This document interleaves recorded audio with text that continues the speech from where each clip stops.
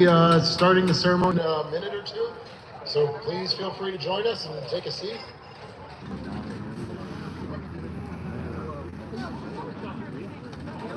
Yes, we did see. Oh, that's great. We all saw you guys. Actually, about that show.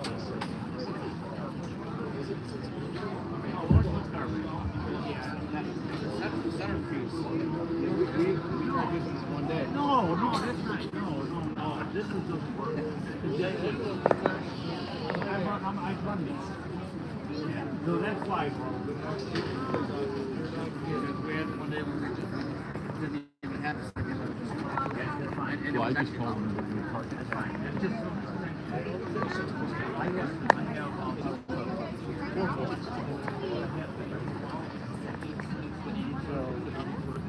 yeah, that performance is dangerous.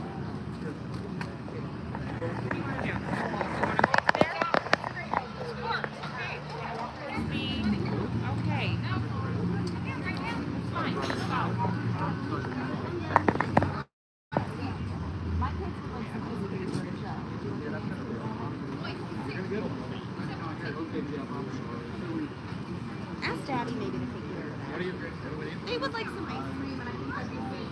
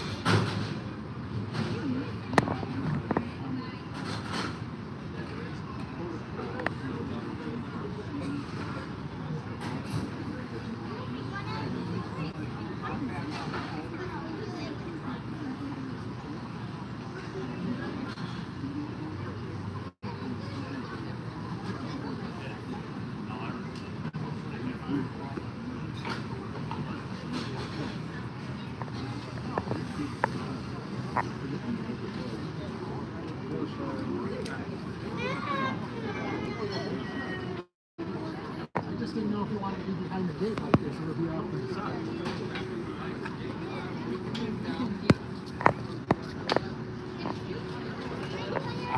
Say hi to your fan, Shane. What fan? We're live. Oh, we are? Yeah. Oh, hi everyone. Sorry. Do we have anyone on? What? Do we have anyone on? 7 people. Oh. Hi guys and gals. Thanks for joining us for the 80th anniversary of the commissioning of the Sullivans. And I'm your humble master of ceremonies today. So I hope all goes well. That's why I'm wearing a hat, so I can't, no one can see me sweat. Okay.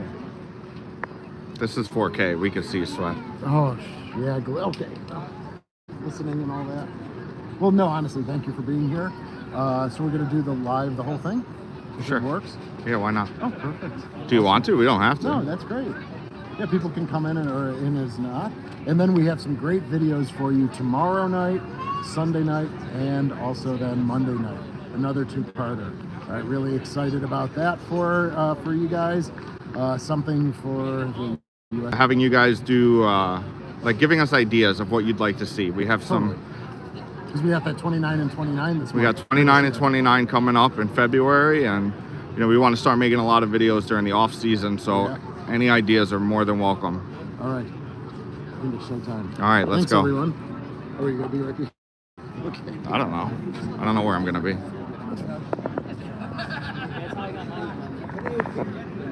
There's the cake, guys and gals.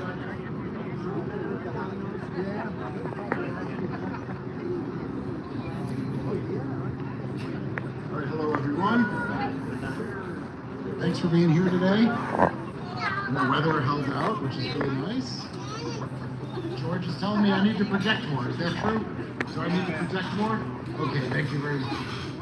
I shall try. Well, I'm Shane Stevenson. I'm the Director of Museum Collections here at the Buffalo Naval Park. I'm also here to offer apologies. Usually this would be done by Paul Marzello, the President and CEO of the Buffalo Naval Park. but he is at the bookend ceremony to what we are celebrating today. He is at the untimely decommissioning ceremony of USS Little Rock LCS 9 in Mayport, Florida. If you remember, that was commissioned here in December of 2017, right? And she's already been decommissioned. I believe the service was yesterday. So let's take a moment to present the colors.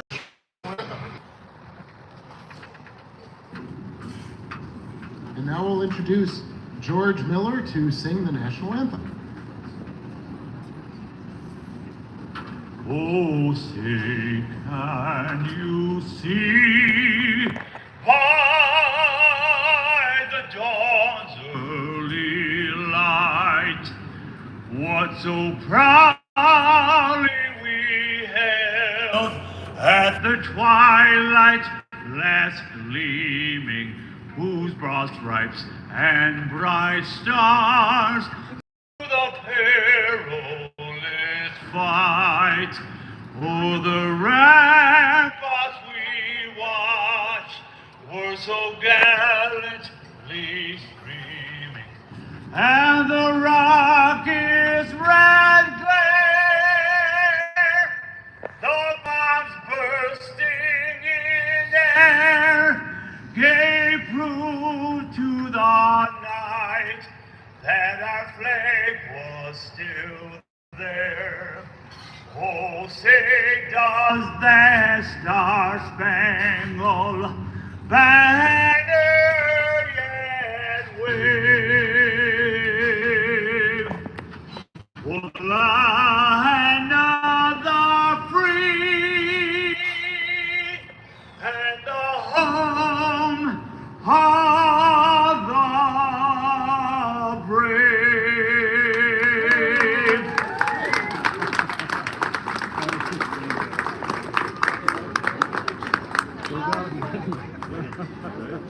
Please be seated. Well Well done. Well, they always play it before Thank you again for being here. We are here to celebrate the 80th anniversary of the Sullivans DD 537 original commissioning. 80 years ago today. 72 years ago, she was recommissioned, as some of you may know, in 1951. So check back with us again in 8 years, and we'll be having another recommissioning ceremony to celebrate the 80th anniversary of her Cold War service. So on this day, 80 years ago in San Francisco, at 8 p.m. Eastern Standard Time, or 5 p.m. Pacific Time, the bugle sounded attention. A representative from the Bethlehem Steel Corporation Shipbuilding Division delivered the ship to the Naval District Operations Officer. The ensign was hoisted. The commanding officer, a Commander Kenneth McLeod Gentry, read the commissioning directive and then ordered his executive officer to set first watch. Man our ships and bring her to life. The officers were stationed at the bow. The chief petty officers were next. 1st Division and 2nd Division were located amidships. E Division and lastly S Division manned the rails.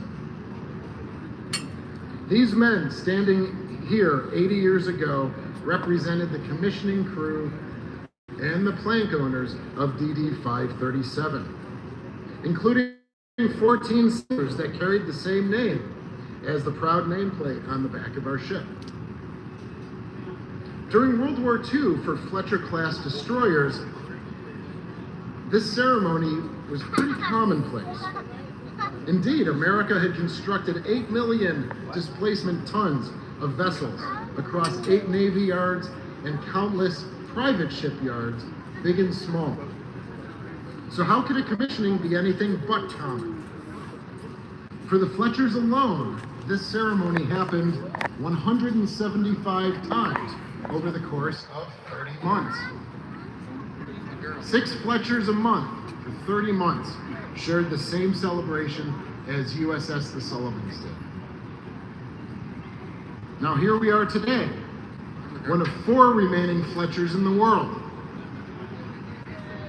Too soon, the Sullivans and her 3 remaining sister ships, USS Kidd, USS Cassin Young, and the HS Velos, or the ex-USS Charette, and all of the World War II era museum ships, too soon will be the last remaining veterans of World War II. Sadly, to stand aboard each of them to learn their stories directly from the ships will become an uncommon experience. Almost as uncommon as the call to duty and the fraternal bond shared between the 5 young men this ship represents. I'd now like to bring to the podium the chair of the board, Adam Poole.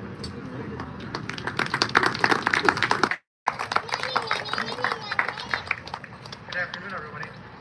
On behalf of the board of directors, just want to thank you for joining us this afternoon. It's a beautiful day to be out here. So, coincidentally, today does happen to be my 12th wedding anniversary with my wife, and I started out conversation today just talking about how it's going to be a great day, the significance of today, and how it's going to be a beautiful day for a celebration. But she realized quickly that I was talking about the 80th anniversary of the So I backtracked those words pretty quickly, nonetheless.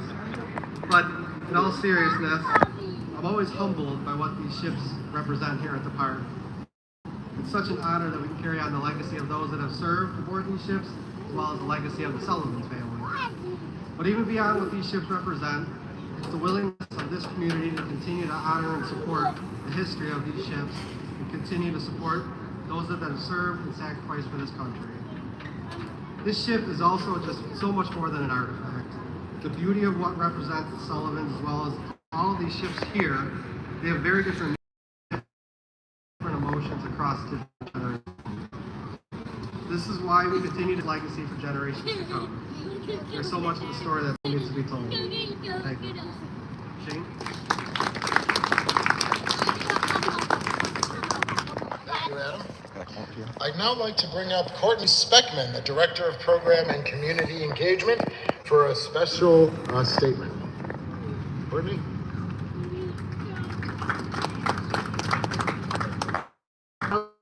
Sullivan brothers. George, age 27. Francis, age 26. Joseph, age 24.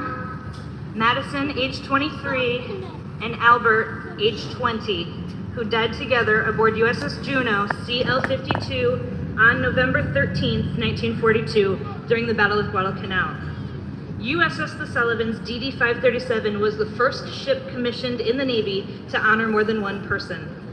The Buffalo Naval and Military Park is fortunate to maintain a close relationship with the Sullivan family, and while they could not travel to be with us here today, Kelly Sullivan, the granddaughter of Albert, the youngest of the Sullivan brothers and the only one to have a child before they were deployed, has prepared a statement on behalf of the Sullivan family and asked that we share it with you here today.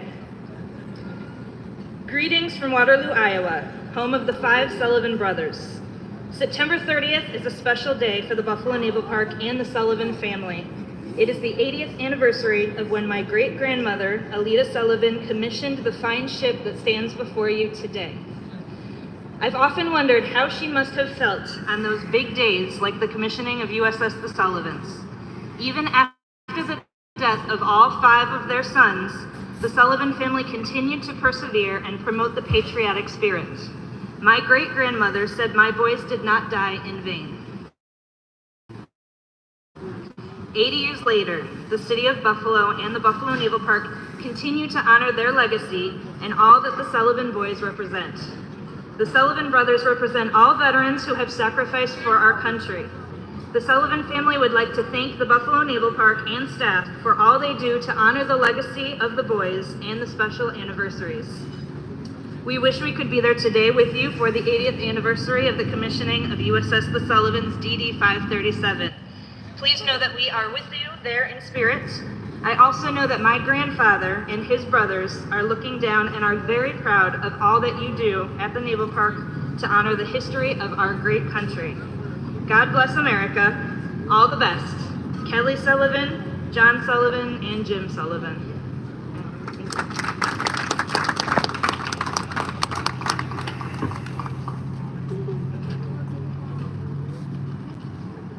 It's an honor and a privilege to meet the Sullivan family.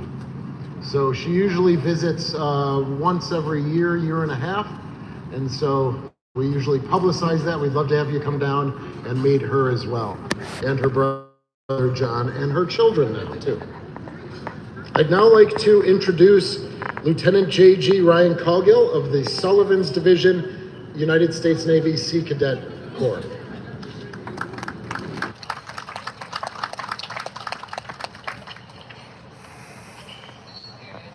Good afternoon. Ask not what your country can do for you, but what you can do for your country. This was President John F. Kennedy's call, his challenge to a country who at the time was only 16 years removed from the ending of the Second World War.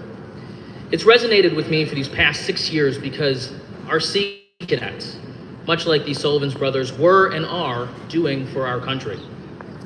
U.S. Naval Sea Cadets are a special breed to be found here in the 21st century. 10 to 18-year-olds who choose to sacrifice a normal childhood of video games, hanging with friends on weekends, and regular family summer vacations. They instead commit to monthly drills where they learn basic life skills and attend trainings from their mandatory 9-day recruit training, all the way to culinary training, which we know food is extremely important, all the way up to naval special warfare orientation courses, taking weeks from their years to expand their experiences, potential, and character. In fact, each year, approximately 50% of a U.S. Naval Academy's incoming class is composed of that recently graduated year's U.S. Naval Sea Cadet Corps class. Our first responders, our service members, tradesmen, and every sector of both public and private life are riddled with former Sea Cadets, each ready to lead, to work to find the solutions to their generation's greatest challenges. While I myself have visited and stayed on many other museum ships, there's none quite like DD 537 USS The Sullivans. For me, in my 8 years as a cadet, my 15 total now in the Sea Cadet program, and for hundreds of others, she represents home, hard work, dedication, sacrifice, and the future. Ultimately, though, sticking together is the message that rings the loudest. Through good times, such as our units being named #1 in the nation twice in our history, all the way through our bad times, such as during the COVID-19 pandemic recently, our Sea Cadets have answered the call and rose to meet any challenge thrown at them. Sea Cadets of the Sullivans Division, we stick together. This past week, our unit's lead Petty Officer First Class Parrish, attended and passed her Area Command Promotion Board to be promoted to the rate of Chief Petty Officer. This is a grand accomplishment for anyone of any walk of life, but especially for someone who is just simply 16 years old. In congratulating Petty Officer Parrish, I came across a quote from Admiral George Anderson, the Chief of Naval Operations during the Cuban Missile Crisis, an action of which the USS The Sullivans took part. He said that the Navy has both a tradition and a future, and we look with pride and confidence in both directions. I can think of no better way to sum up the impact that the tradition of the U.S. Navy, the Sullivans brothers, and the USS The Sullivan have on our cadets, our future. Thank you.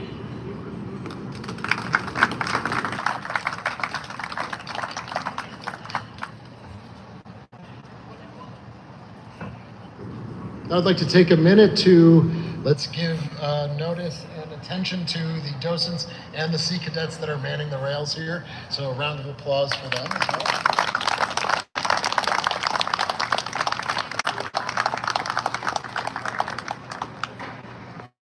All right, if you feel comfortable, I would like to invite the crew of the Sullivans, any World War II vets, like Dr. Long here. We'd like to thank Dr. Long for being here as always.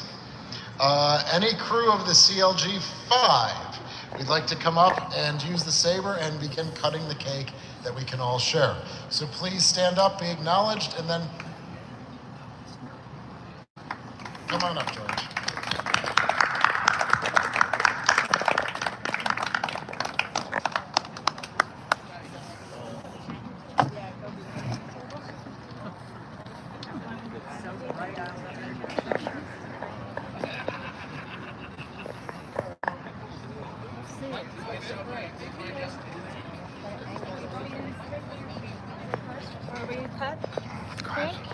Let's take another step this way. Sorry, I'm going to get direct. I'll do that. Trying to get it out of. I don't even. Okay.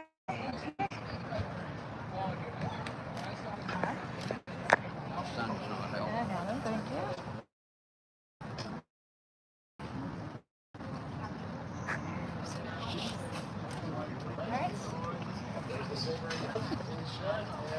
Slice into that delicious ham. I'm going to do it right in the middle. Okay.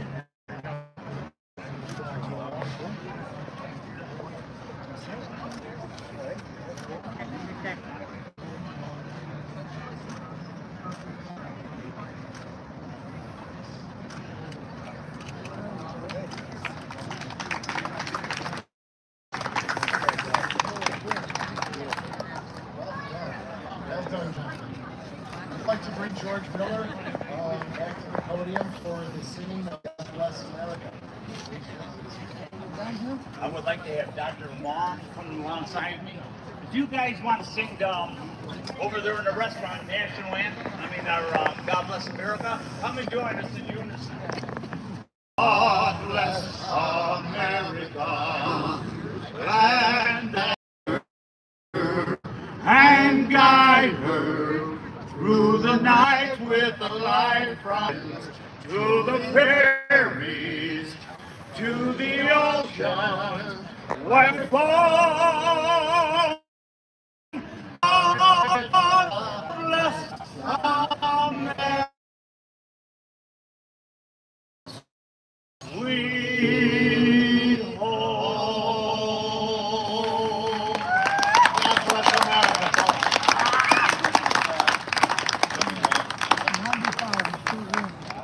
Thank you all for being here. We will now cut the cake, and you can partake in the delicious, sweet, excellent. At least the colors. Goodbye, everyone. Thanks for being here with us today on this ceremony. Thank you. Mafia and 2000 watch. We'll see you then, 8 o'clock Eastern time.